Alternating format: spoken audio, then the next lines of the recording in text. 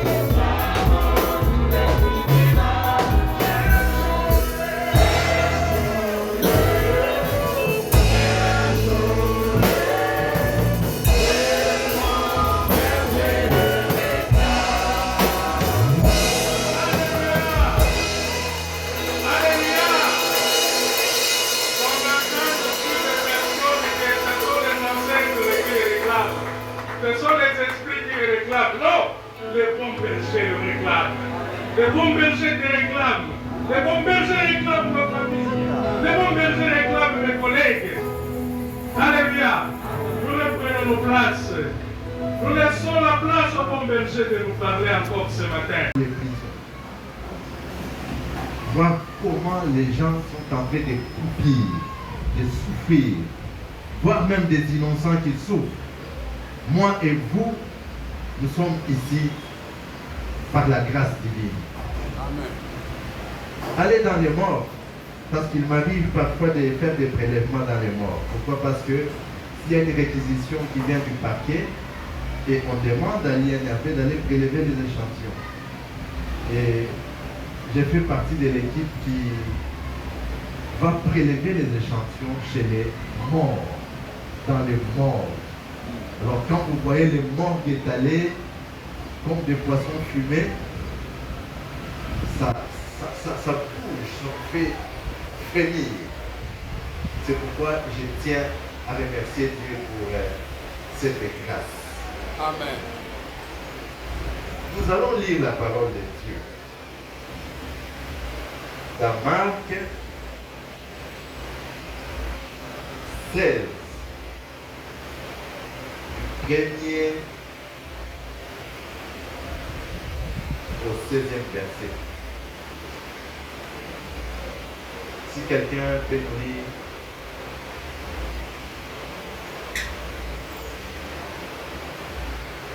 Ou bien je vais lire moi-même.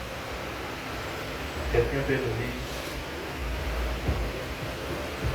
Lorsque le sabbat fut passé, Marie de Magdala, Marie, mère de Jacques et Salomé achetèrent des aromates afin d'aller embaumer Jésus.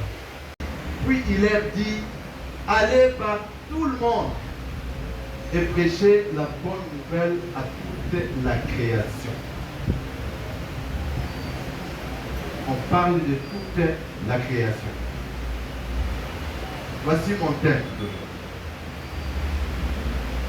Nous sommes aussi éligibles de parler de Jésus-Christ. Nous sommes aussi éligibles aussi. C'est-à-dire chacun, quel que soit son statut.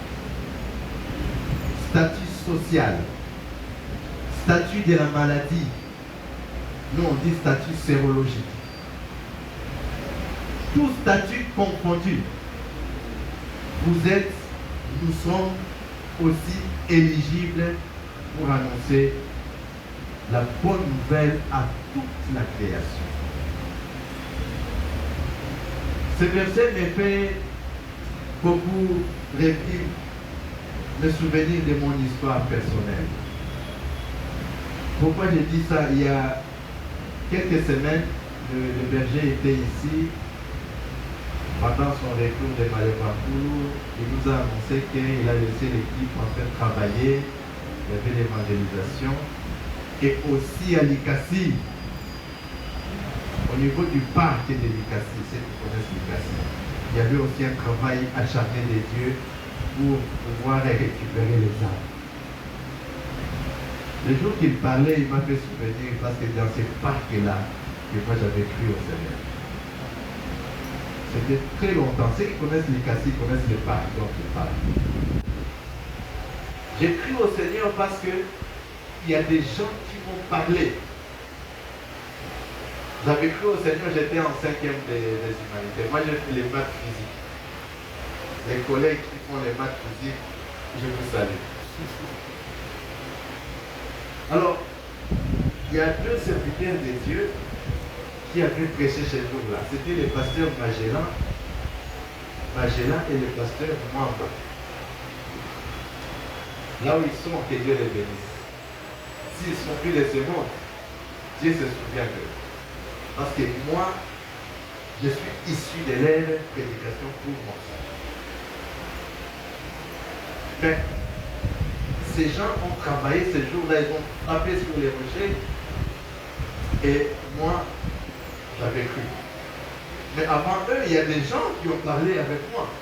Des témoins des Jéhovah et des adventistes. J'étais en Russie, je n'avais pas cru. Ça, c'est pour dire que les travails de Dieu, quand nous les faisons, nous laissons tout à Dieu. Parce que ceux qui m'avaient prêché avant eux, je n'avais pas cru. Mais le Saint-Esprit m'est façonné. J'aimerais vraiment parler aujourd'hui, comme témoignage bien sûr. Parce que ici, je témoigne en prêchant la bonne nouvelle. Mais quand on a chanté ici, le berger réclame les âmes. Vous savez, moi peut-être, pour moi j'ai une chance, un privilège, c'est ma première fois je passe la deuxième fois. Je passais devant. Moi je suis un enfant d'un militaire. J'ai grandi au camp comme vous le voyez. Je sais qu'est-ce que c'est l'ordre dans une armée. Je sais qu'est-ce que c'est la discipline. Nous avons des militaires ici. Nous avons des bergers ici qui sont militaires, ils savent. Quand vous allez dans les camps militaires, on met une pancarte ou un muret, on écrit la discipline est la mère des armées. C'est-à-dire, sans discipline, il n'y a pas d'armée. Or, nous allons parler d'un général aujourd'hui. Ce général, c'est Jésus-Christ. Amen. La Bible dit qu'il est le général des armées. Parce que les anges font partie des armées célestes. Et Jésus-Christ est le chef. C'est un archange Michel. Il est le chef des armées. Et quand il dit, je veux une âme, quoi? Parti, c'est toi qui dis, apostole de mon général. Cette histoire d'être dans un camp militaire, je voyais comment parfois on maltraite le militaire, le soldat, par son chef. Il les maltraite. Et quand il envoie, ce dernier dit, les avoués. Ça donne l'impression aussi quand on traverse des moments très difficiles, on pense qu'on est fouetté par Dieu. On est fouetté. Pourquoi? Parce que tu te dis, je tiens sur ma vie, je tiens sur ma sainteté, je tiens sur pour que je sois correct devant Dieu. Et je demande ça à Dieu, ça ne vient pas. Mais quand je viens à l'église, le même Dieu dit, il faut aller prêcher la parole. Enfin, je fais une simulation. Un militaire qui est maltraité, son général dit, va faire ça, il dit à vos ordres, mon général. Nous sommes de l'armée céleste, nous faisons partie de l'armée de Jésus-Christ. Quand il dit, allez, faites de toutes les nations. Allez prêcher la bonne nouvelle à toute la création. Alors on se dit, d'abord Dieu, je viens de perdre mon père, je viens de perdre mon époux, je viens de perdre ma mère, je viens de perdre mon boulot. J'ai supplié Dieu pour qu'il puisse interrompre cette hémorragie, il n'a pas pu le faire. Mais quel courage j'aurais encore pour aller prêcher la bonne nouvelle? Un sentiment de découragement. Et quand nous sommes enrôlés dans cette armée, nous devons exécuter. Nous n'avons pas de choix que d'exécuter. Parce que les bons bergers réclament les âmes. Ça a de la valeur. Moi je me dis, quand j'ai cru en Jésus-Christ, j'étais très jeune. Très jeune comme vous. Je m'étais mis au travail. Ceux qui connaissent la bonne sémence à Lubumbashi, ou l'église de la gloire à l'entrée de la ville. Avant, c'était l'entrée de la ville, Texaco. En prenant la ville, c'était étendue jusqu'à l'aéroport. L'église de la gloire, nous étions parmi les pionniers qui ont travaillé en arrache-pied, allant prêcher maison, domicile à domicile, rencontrant les roses chrétiens, rencontrant les témoins des Jéhovah, rencontrant les Maïkari, rencontrant tout ce qu'on peut rencontrer. On les a affrontés. Et dans notre état-major, parce que je vous dis que nous sommes là, quand on rentrait à l'état-major, on me disait, n'allez pas discuter avec ces gens. Les jeunes qui étaient à Kaouka, ne discutez pas avec ces gens.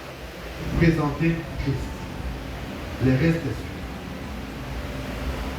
Moi, j'ai discuté avec les gens qui me prêchaient, mais le jour où j'ai au parc Yalikassi, j'avais donné ma prière. Alors, je suis très, très ému aujourd'hui, parce que moi-même, je suis, peut-être que vous le savez, je suis un évangéliste. J'ai grandi dans l'évangélisation. Au campus, à Lubumbashi, moi je suis Kassabar. On prêchait la parole de homme à homme. Quand on dit homme, ce sont les habitations des étudiants. Les jeunes qui sont encore en 4e, 5e secondaire. Homme, c'est là où on loge les étudiants dans un campus. Nous allions prêcher là-bas. Et quand on rentrait, il y a les cantiques qui quelque part là. On rentrait parfois, on n'avait pas de savon. Ma grand-mère était musulmane. La petite sœur à mon grand-père. J'habitais chez lui, chez elle à Lubumbashi. Alors il dit, mais Issa bin Maria. Il dit, vous venez de prêcher Issa bin Maria. Et il ne vous a pas donné à manger, vous venez manger encore plus. Même les savons, là où vous allez, même, et c'est vrai, quand on rentre transpirant. Écoutez, travailler pour Dieu. On ne savait pas qu'on allait porter aussi des vestes comme ça. Ou conduire des véhicules. Ou devenir docteur. On ne savait pas. C'était dans les rêves. Alors il disait ça, pas dans la méchanceté, mais un peu une moquerie pour dire, comme je ne sais pas ce que je suis musulmane et tout ça. Et vous allez prêcher Issa, bin Mariam, comme Dieu. Et vous venez chez moi demander à ceux qui nous donnent des savons. On avait zéro écoutable en ce temps quand on allait prêcher la parole. Et c'était un travail, moi j'ai dit, c'est comme les panneaux solaires qui rechargent les batteries. Ce qu'on est en train de vivre maintenant, c'est le fruit du travail qu'on avait fait il y a 20 ans, 30 ans, 40 ans. C'est le fruit. Dieu n'oublie jamais le qu'il a fait. Quand il promet, il donne. Quand Dieu promet, il donne. Nous allons articuler notre sujet par 3 points. Le premier point, c'est annoncer la bonne nouvelle. Le deuxième point, c'est prier et guérir les malades par Jésus-Christ. Et le troisième point, qui est presque similaire, le deuxième point, c'est chasser les démons. Moi, aujourd'hui, je parlerai de moi. Je parlerai de moi. Qu'est-ce que je fais à l'église? Parfois, les jeunes, quand ils voient le vieux assis, ils pensent que les vieux n'ont pas travaillé. On a travaillé. On a travaillé. Moi, en tout cas, je me tape à la poitrine, j'ai travaillé. Je fais le travail de l'évangélisation. Et quand en plus, pour Christ est venu ramasser, si je peux appeler comme ça, avec le pasteur Kassoko, on était devenu encore plus virulent. On dit en Swahili, quand on nous anaokoka ya kwanza, nakala, moto, vous étiez chaud. On s'appelait des commandos. Vous savez, commando, c'est quelqu'un qui fait une action isolée et rapide, il disparaît. C'est comme ça qu'on dit. Moi, je dis, quand j'étais au camp de Polo, je voyais ce que les commandos faisaient quand ils font les manœuvres. Quand on est allé à Kitona, on a été invité, on a assisté à des manœuvres militaires pour voir les commandos comment ils agissent. Donc il peut t'empoignarder dans quelques secondes et il disparaît. Ce sont des opérations qu'on faisait quand on allait pêcher. On n'entrait pas dans les discussions. On présente qui c'est là. On présente le verset. Il se tient à la porte et frappe. Si quelqu'un entend sa voix et ouvre, il entre. On se limite là. On n'était pas outillés. On n'était pas très outillés, mais on était commandés. En fait, l'outil c'était ça. Bombarder, tuer et partir. Et c'est ce qu'on faisait. C'est pourquoi j'ai dit que cette parole qu'on doit annoncer, n'est-ce pas? Ce monde est dans les tourments. Ce monde est dans les tourments. Si on peut nous présenter, afficher ce verset, Matthieu 28, 19, c'est un verset qui est similaire au premier acte. Moi, j'ai réussi sa spécificité. Ici, c'est un ordre suprême que le Christ a donné. Allez, faites de toutes les nations des disciples. Je me dis d'abord là. Faites de toutes les nations. Ça, c'est un ordre suprême. Si vous êtes enrôlé dans l'armée du Seigneur, ça c'est l'ordre. L'armée de cette terre dit que la discipline est sa mère. Et nous, l'armée de là, on dira quoi? L'obéissance est la mère de l'Église pour récupérer les âmes. Le monde est dans les tourments. Vous pouvez voir dans le chaîne, si vous avez des chaînes, que ce soit des chaînes locales, télévisées, des chaînes étrangères, le monde est dans les tourments. On annonce plus les problèmes, les guerres, la famille, les difficultés. C'est ce qu'on annonce dans les médias. Jamais TV5 va vous parler, même si ce n'est pas une chaîne chrétienne, vous allez voir quelqu'un qui passe là, et France 24 ou RTC, quelqu'un qui passe à 20h pour dire qu'il vient annoncer la bonne nouvelle. C'est rare. Très rare. On annonce qu'il y a la guerre, il y a M23, on a massacré les gens, on a révolté quelqu'un, on a tué les Koulouna, on a bombardé en Ukraine. Ce monde est dans un tourment là où la parole de Dieu nécessite d'être prêchée. Et dans le point annoncer la bonne nouvelle est un message d'amour. Parce que quand vous l'annoncez, là où il n'y avait pas l'amour vient. Là où il y avait l'esprit de vengeance, vous allez voir que la bonne nouvelle tamponne cet esprit. Parce que la bonne nouvelle elle-même, elle est esprit. Et un esprit, la Bible dit, elle est supérieure. C'est un esprit supérieur à tous les autres esprits.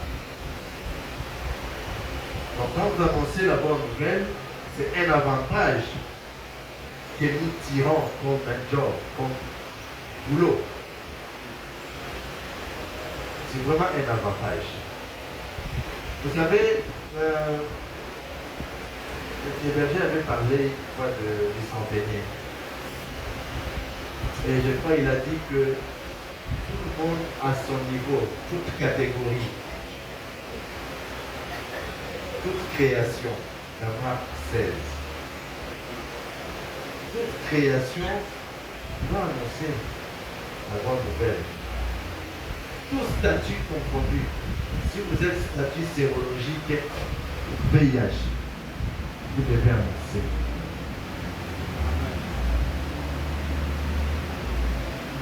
Je crois que vous connaissez tous l'histoire du général Naaman. le général syrien. Ce n'est ni son adjoint, il était chef d'état-major. Il avait des responsabilités, il avait des groupes. Les militaires qui sont ici, les soldats, ils comprennent qu'est-ce qu'un général. Tu as des gens derrière toi. Tu peux diriger une division, tu peux diriger une brigade. Les corps des armées,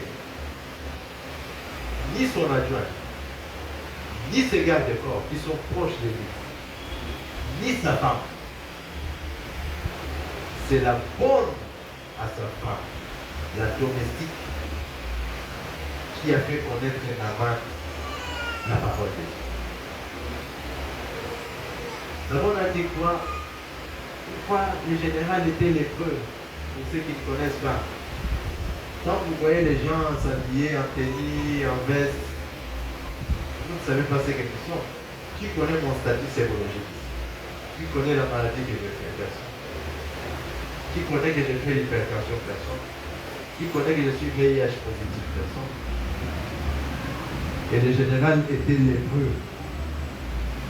Quand il mettait sa tenue militaire, je crois, quelque part, parce que la lèpre c'est partout, hein. La lèpre n'a pas de zone de prédilection. La lèpre peut atteindre jusqu'au niveau des extrémités des membres, c'est-à-dire au niveau des pieds, ça coupe même ça coupe les doigts, la lèpre. Les lépreux, c'est bizarre à voir comme maladie. On peut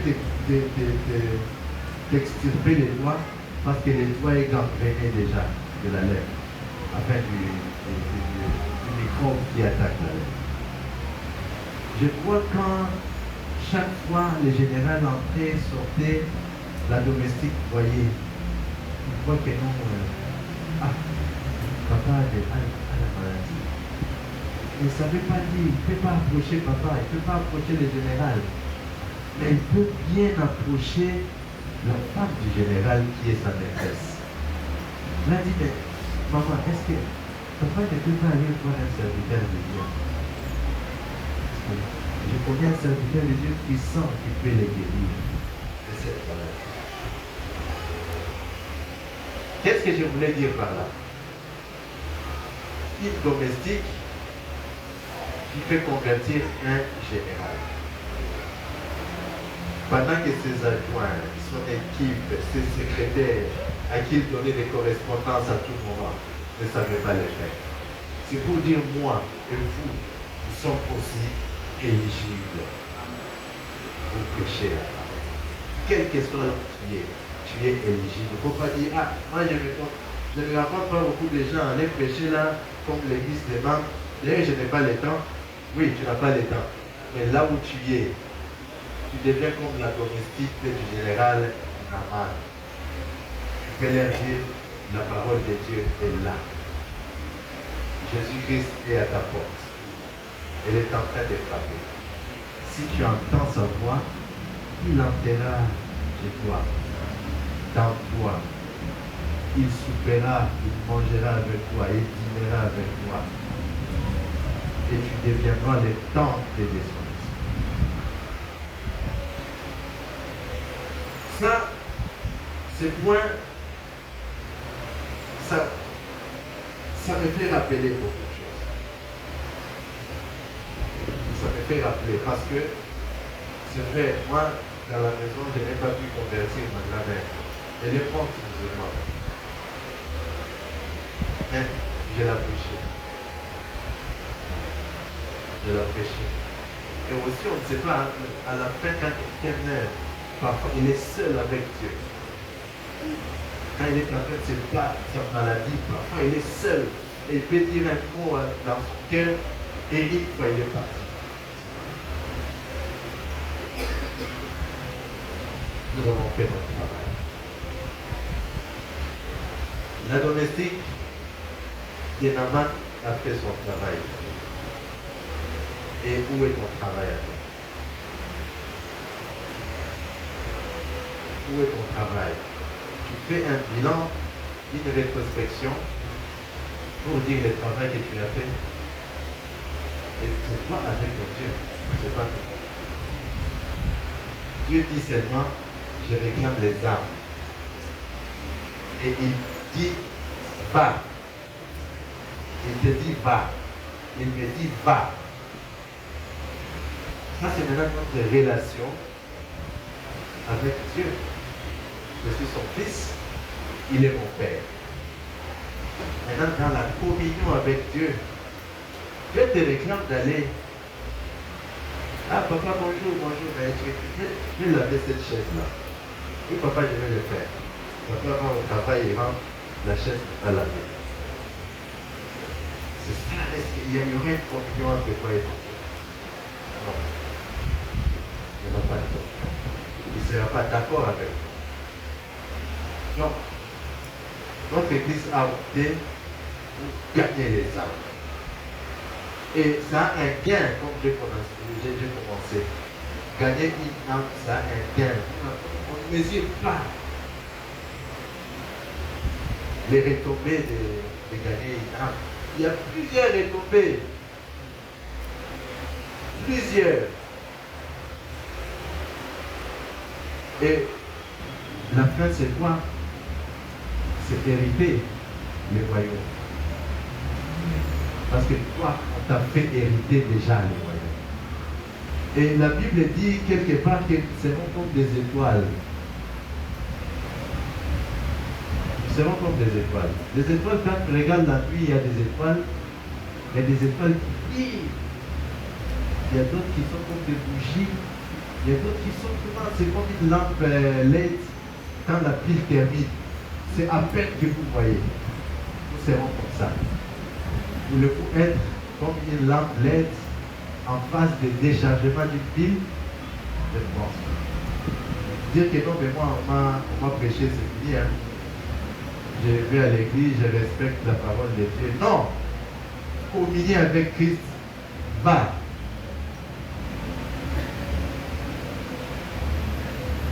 La bonne nouvelle, premièrement, on a dit que ça apporte l'amour. L'amour quand il y a une instabilité dans un foyer par exemple. Vous allez annoncer la bonne nouvelle. Il y a une incompréhension. La bonne nouvelle apporte l'amour. Et quand vous allez réconcilier les gens, c'est la bonne nouvelle. Réconcilier les gens, c'est une bonne nouvelle que vous apportez. Et cette parole vient quoi? Vient de la Bible.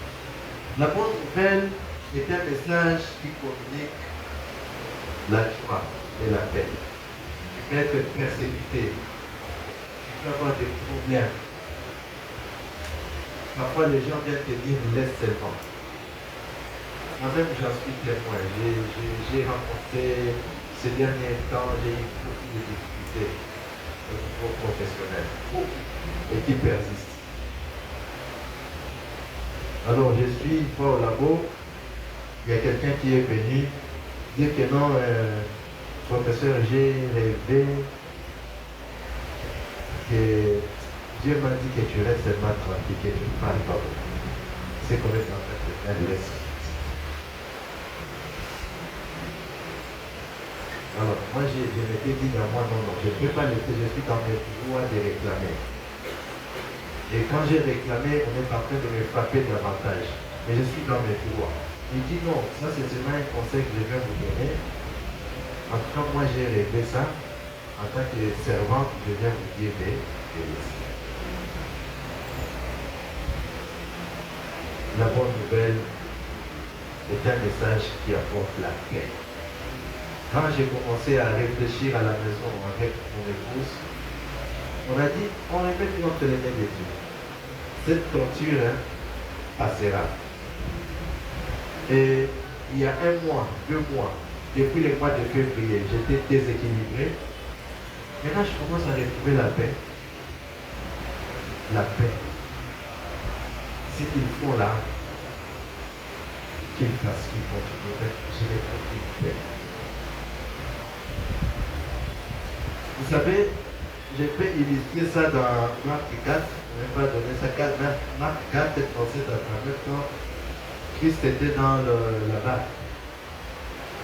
Elle était dans la barque avec les disciples, il y a une forte tempête. La barque voulait chavirer, s'est noyée. Et les disciples étaient en danger, ils ont réveillé Christ. Il a dit, mais Seigneur, on est en danger. Quand le Fils de l'homme s'est élevé, il a ordonné les cales. C'était la paix, la joie qui était revenue et la confiance était revenue dans les disciples. Tout ça, ce sont des retombées d'annoncer la bonne nouvelle. Parce que la bonne nouvelle s'accompagne de plusieurs paramètres, beaucoup. En troisième lieu, la bonne nouvelle apporte la présence de Dieu. Comment ça apporte la présence de Dieu? Quand vous annoncez la bonne nouvelle à quelqu'un, il reçoit Christ. Le verset phare que vous nous présentez, c'est Apocalypse 3:20. Je l'ai dit ici, il se tient à la porte, il frappe. Quand tu ouvres, il entre. La porte là, c'est ton cœur. Il entre dedans. C'est la présence de Dieu. Il y a une église à Franck-en-Train qui s'appelle Présence de Dieu. La présence de Dieu s'accompagne de plusieurs choses. Beaucoup. La présence de Dieu. Et quand nous lisons, je n'ai pas donné ça, 1 Corinthiens 3:16, là où la Bible dit qu'il y a une question des temples. 1 Corinthiens 3:16, ce sont des temples. Nous, on est temple. Quand quelqu'un est temple, c'est-à-dire de quelqu'un ou de quelque chose, c'est-à-dire la personne ou la chose est dans le temple, c'est la présence de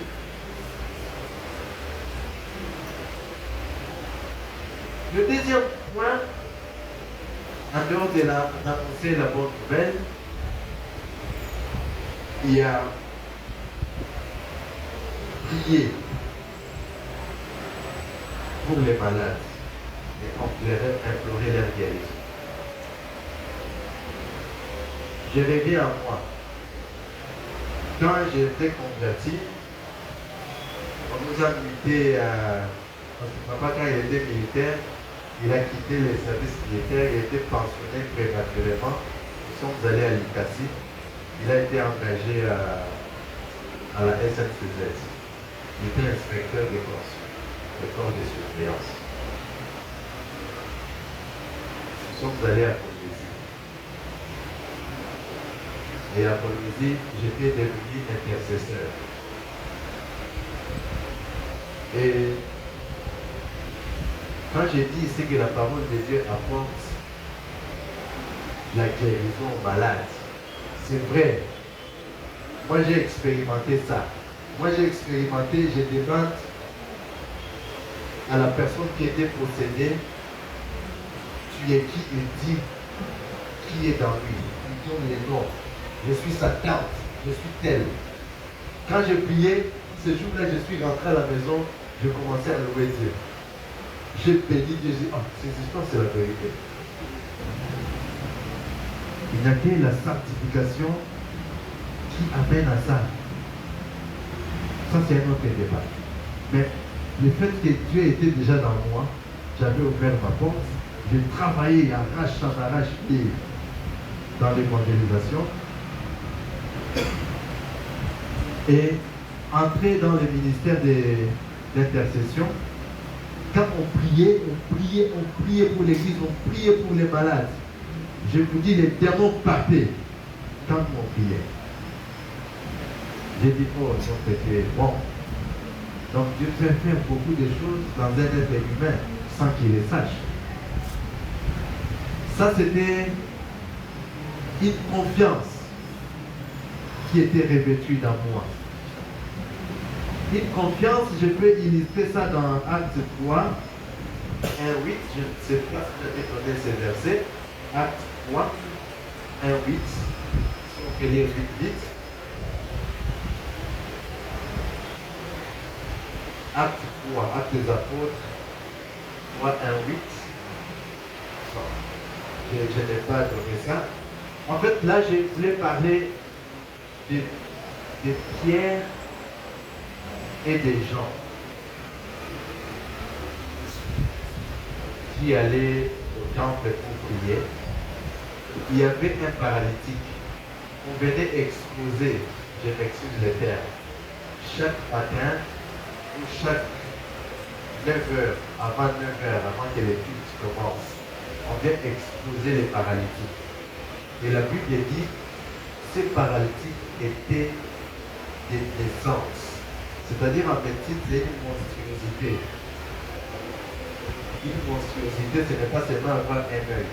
Même quand un enfant naît sans un membre ou un membre défectueux, c'est une monstruosité. Moins en embryologie. C'est comme ça qu'on appelle ça. Et vous savez, quand Pierre et Jean entraient, il a demandé, le paralytique a demandé le mort. Qu'est-ce qu'ils ont dit? Nous n'avons rien à te donner. On te donne seulement à Jésus-Christ.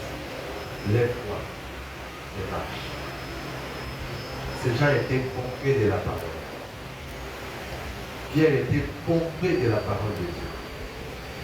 L'Esprit de Dieu habitait en lui. Il était le temple. Jean mêmement. Et le monsieur est allé.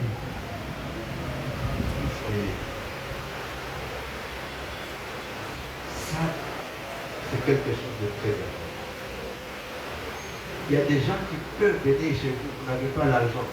Non, je veux que tu prennes avec ça. Vous n'avez pas quelque chose que vous donnez. Le fait que vous lui donnez matériellement. Mais la grande chose que vous pouvez lui donner, c'est de lui parler de Jésus-Christ. Parce que c'est lui qui va l'apprendre comment il peut trouver mieux que ce que tu lui as donné. C'est lui qui connaît les chemins. Ne les laissez pas partir comme ça. Ça m'a interpellé. J'ai dit, personne qui vient, s'il veut notre aide, nous devons lui dire, parler de la parole. Au bureau, même aux étudiants. C'est ce que j'ai fait ces derniers temps. Bon, bien sûr, les étudiants qui disent amen pour vous déranger. Mais moi, le message n'est pas. Parce que j'en connais quelque chose. Alors, nous allons chuter pour terminer, chasser les démons. Vous savez, ce verset de Marc 5, 1 à 20, vous avez donné Marc 5, 1 à 20, il y a beaucoup de versets, c'est pourquoi je ne voulais pas trop dire ça. Je voulais plus que vous écriviez, et vous allez lire à la maison. Marc 5, 1 à